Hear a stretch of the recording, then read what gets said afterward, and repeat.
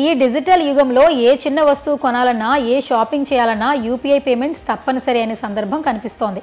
Daily అవసరాల్లో UPI లావాదేవీలు మనకు భాగం అయిపోయిన తరుణంలో అది లెక్క లేకుండా ఒక్కోసారి చేయాల్సిన పనులు కూడా ఆగిపోయే పరిస్థితులు ఏర్పడ్డాయి. ఇంతగా మనిషి జీవితంలో భాగమైన డిజిటల్ చెల్లింపులు చేయడానికి మీరు Google pay, phone pay, Paytm, BHIM లేదా ఆన్లైన్ బ్యాంకింగ్ ని ఆశ్రయిస్తుంటారు. సో దానికి యూపీఐ ఐడిని తప్పనిసరి.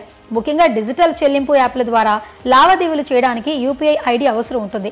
కొంతమంది యూపీఐ వినియోగదారులకు లావాదేవీ సేవ జనవరి 1 నుంచి ఆగిపోవచ్చు. ఎందుకో ఇప్పుడు తెలుసుకుందాం. వాస్తవానికి యూపీఐ యూజర్లు యాక్టివ్ గా ఉండటం అవసరమని national payment corporation of India ఇటీవల నోటిఫికేషన్ జారీ చేసింది. గత 1వ సంవత్సరంలో ఏ రకమైన లావాదేవీలు జరిగినట్లయితే వారి యూపీఐ ఐడి డియాక్టివేట్ చేస్తారట. మీ యూపీఐ ఖాతాను డియాక్టివేట్ చేయకూడదనుకుంటే దీనికోసం మీరు డిసెంబర్ 31 లోపు మీ ఖాతాని యాక్టివేట్ చేయించుకోవాలి. మీ యూపీఐ ఐడిని యాక్టివేట్ చేసిన తరువాత మీ ఐడి NPCI మూసివేయకుండా ఉంటుంది. ఇన్యాక్టివ్ యూపీఐ ఐడిని యాక్టివేట్ చేయడానికి మీరు ఎవరితోనైనా లావాదేవీలు జరపాలి. ఇవి కాకుండా మీ యూపీఐ ఐడి ద్వారా బిల్లు చెల్లింపు, ఫోన్ రీఛార్జ్, అదే చెల్లింపు మొదలైన ఇతర చెల్లింపులను చేసుకోవచ్చు. అద్దె చెల్లింపు, మిగిలిన ఇతర చెల్లింపులను చేసుకోవచ్చు.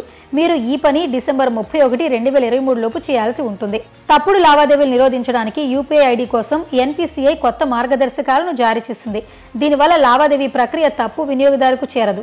అలాగే అది ఏ విధంగానూ దుర్వినియోగం కాదు. వాస్తవానికి ఎవరైనా తమ ఫోన్ నెంబర్ని మార్చినప్పుడు వారి పాత నెంబర్ నుంచి నడుస్తున్న యూపీఐ ఐడిని మూసివేయరు, లేదంటే ఐడిని మూసివేయడం మర్చిపోతారు. దీని కారణంగా మూసివేసిన నంబర్ నెలలు తరబడి వేరొకరి పేరులో ఉంటుంది. అయితే యూపీఐ ఐడి ముందుగా ఫోన్ వినియోగదారు పేరులో కనిపిస్తోంది. ఇది తప్పుడు లావాదేవీలు దారి తీయొచ్చు. కాబట్టి మీ ఫోన్ నెంబర్ని మార్చినప్పుడల్లా ఆ నెంబర్ నుంచి రన్ అవుతున్న యూపీఐ ఐడిని కూడా మీరు తప్పనిసరిగా మూసివేయాలి.